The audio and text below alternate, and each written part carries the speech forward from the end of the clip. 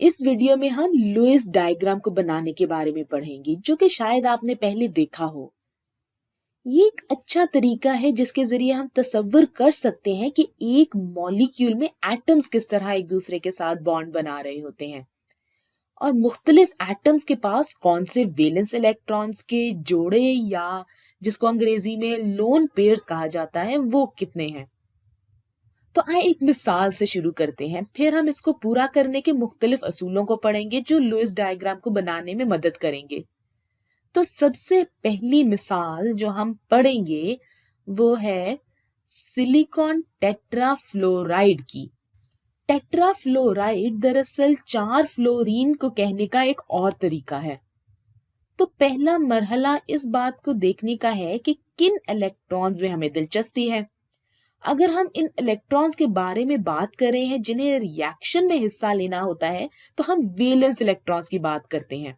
सबसे पहले देखते हैं कि सिलिकॉन टेट्राफ्लोराइड में कितने वैलेंस इलेक्ट्रॉन्स हैं, और ये जानने के लिए हमें ये देखना पड़ेगा कि सिलिकॉन के पास कितने वैलेंस इलेक्ट्रॉन्स हैं। फिर हम देखेंगे कि हर एक फ्लोरीन के पास कितने वैलेंस इलेक्ट्रॉन्स हैं। जितने फ्लोरीन के पास वैलेंस इलेक्ट्रॉन्स होंगे उसको हम 4 से ज़र्ब देंगे क्योंकि हमारे पास 4 फ्लोरीन है। तो चले हम अपने पीरियोडिक टेबल से देखते हैं। तो सिलिकॉन के सबसे बाहर वाले शेल में, जो कि तीसरा शेल है, इसमें 4 वैलेंस इलेक्ट्रॉन्स हैं। अब हम इसमें 4 फ्लोरीन के वैलेंस इलेक्ट्रॉन्स को जमा कर देंगे। तो एक न्यूट्रल फ्लोरीन के सबसे बाहर वाले शेल में, जो कि दूसरा शेल है, इसमें होते हैं 7 इलेक्ट्रॉन्स। इसलिए हर फ्लोरीन के पास 7 वैलेंस इलेक्ट्रॉन्स हैं, और हमारे पास क्योंकि 4 फ्लोरीन हैं तो ये हो जाएगा 4 ज़रबे 7, जो कि होता है 28। इसलिए सिलिकॉन टेट्राफ्लोराइड के मॉलिक्यूल के पास 4 और 28 वैलेंस इलेक्ट्रॉन्स होंगे। इसका मतलब कुल मिला के 32 वैलेंस इलेक्ट्रॉन्स होंगे। तो अब अगला मरहला सोचने का ये है कि इनकी कॉन्फ़िगरेशन क्या होगी, यानी इनकी तरतीब क्या होगी। तो लुईस डायग्राम के कायदे के मुताबिक हम सबसे कम इलेक्ट्रोनेगेटिव एटम, जो कि हाइड्रोजन ना हो, इसको दरमियान में रखेंगे। हम इलेक्ट्रोनेगेटिविटी के बारे में पिछली वीडियो में बात कर चुके हैं, और आप देख सकते हैं कि फ्लोरीन सबसे ज्यादा इलेक्ट्रोनेगेटिव एलिमेंट है, इसलिए हम सिलिकॉन को दरमियान में रखेंगे और इसकी चारों तरफ फ्लोरीन को रखेंगे। तो आइए ऐसा करने की कोशिश करते हैं। सिलिकॉन को रखते हैं दरमियान में, फिर हम चारों फ्लोरीन को रख लेते हैं। एक फ्लोरीन को यहाँ रखते हैं, दूसरे को यहाँ, तीसरे को यहाँ, और चौथे फ्लोरीन को यहाँ रख देते हैं। अच्छा, अब अगले मरहले में हम आसानी के लिए ये फर्ज कर लेते हैं कि सिलिकॉन और हर एक फ्लोरीन के दरमियान एक सिंगल बॉन्ड है, यानी एक अकेला बॉन्ड है। तो चले आइए ऐसा करते हैं। यहाँ पर एक बॉन्ड, यहाँ एक, और यहाँ एक, और फिर यहाँ एक। अब इनमें से हर एक बॉन्ड, यानी हर एक लाइन जो लुईस डायग्राम में है, वो 2 इलेक्ट्रॉन्स को जाहिर करती है। मिसाल के तौर पर यहाँ अगर आप देखें तो ये पीली लाइन ये 2 इलेक्ट्रॉन्स को जाहिर करती है जो इस फ्लोरीन और सिलिकॉन के दरमियान में बांटे गए हैं। तो ये दूसरे 2 इलेक्ट्रॉन्स को जाहिर करती है जो कि इस फ्लोरीन और इस सिलिकॉन के दरमियान में बांटे गए हैं, और इसी तरह ये 2 लाइंस भी। तो अब तक कितने इलेक्ट्रॉन्स गिन चुके हैं? इनमें से हर एक 2 इलेक्ट्रॉन्स को जाहिर करता है, इसलिए 8 इलेक्ट्रॉन्स हो गए हैं।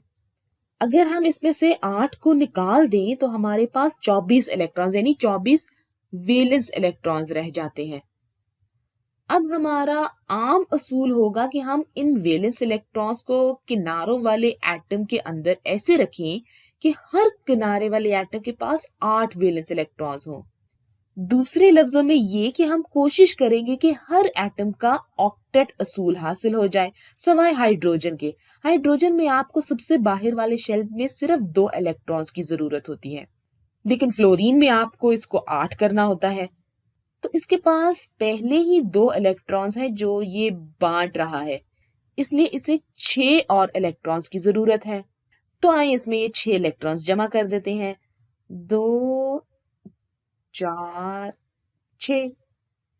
यही काम दोबारा इस फ्लोरीन के लिए करते हैं और इन सब के लिए करते हैं। अच्छा, तो अब ये सब करने के बाद हमने कितने इलेक्ट्रॉन्स गिन लिए हैं? 6 इस फ्लोरीन में, 6 इस फ्लोरीन में, 6 इसमें और 6 इसमें। इसका मतलब है हमने अब तक 24 और इलेक्ट्रॉन्स गिन लिए हैं। हमने अब सारे वैलेंस इलेक्ट्रॉन्स का इस्तेमाल कर लिया है। ये अच्छा है क्योंकि हम सारे वैलेंस इलेक्ट्रॉन्स को इस्तेमाल करना चाहते हैं। हम इन सबको लुईस डायग्राम में दिखाना चाहते हैं। अब अगली चीज देखने की ये है कि किस तरह मुख्तलिफ एटम्स ऑक्टेट असूल को पूरा करते हैं। हम पहले भी देख चुके हैं कि जनाब तमाम फ्लोरीन बहुत होश हैं क्योंकि इनमें से हर एक के पास 6 इलेक्ट्रॉन्स हैं जो कि बॉन्ड में नहीं है और 2 इलेक्ट्रॉन्स वो बांट रहे हैं जो किसी बॉन्ड में है। इसलिए इनमें से हर एक के पास 8 इलेक्ट्रॉन्स इनके बाहर वाले शेल में मौजूद हैं, यानी 8 वैलेंस इलेक्ट्रॉन्स हैं। और अगर हम सिलिकॉन को देखें तो वो 4 बॉन्ड बना रही है। इनमें से हर एक बॉन्ड में 2 इलेक्ट्रॉन्स होंगे, इसलिए सिलिकॉन भी ऑक्टेट का असूल बिल्कुल सही तरह पूरा कर रही है।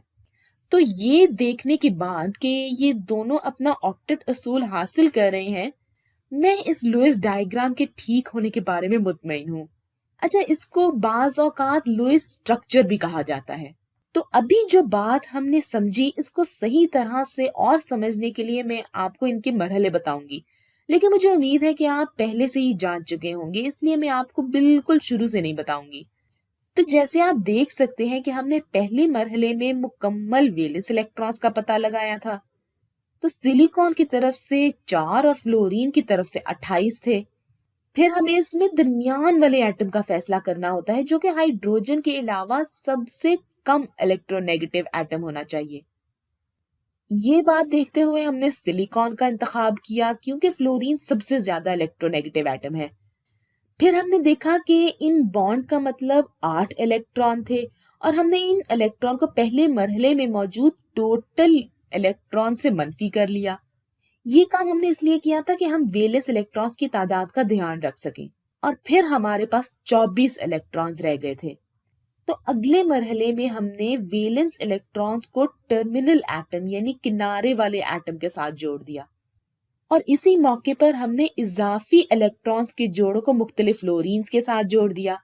तो यहाँ हमने फ्लोरीन को इजाफी 6 इलेक्ट्रॉन्स दिए ताकि हम ऑक्टेट असूल को मुकम्मल कर सकें।